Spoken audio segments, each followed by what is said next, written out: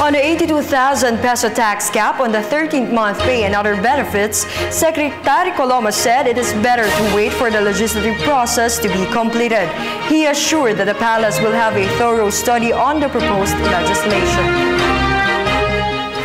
Hintayin po nating maganap ang mga proseso. Pagkatapos kasi may pasa ng dalawang kamara yan, isasailalim pa nila sa Bicameral Conference Committee, tapos ibabalik muli sa House at sa Senate for separate ratification. Pag na-ratify, bubuuin nila yung batas, no?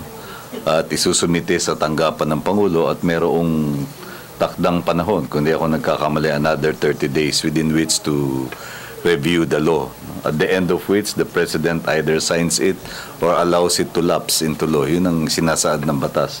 Sa panahon yan ay pag-aaralan ng masusi at katulad ng sa lahat ng pagkakataon, ang magiging batayan ng Pangulo ay ang pambansang interes at kung ang nilalaman ng batas na naipasa ay makakabuti sa nakararaming sektor ng ating mga mamamayan.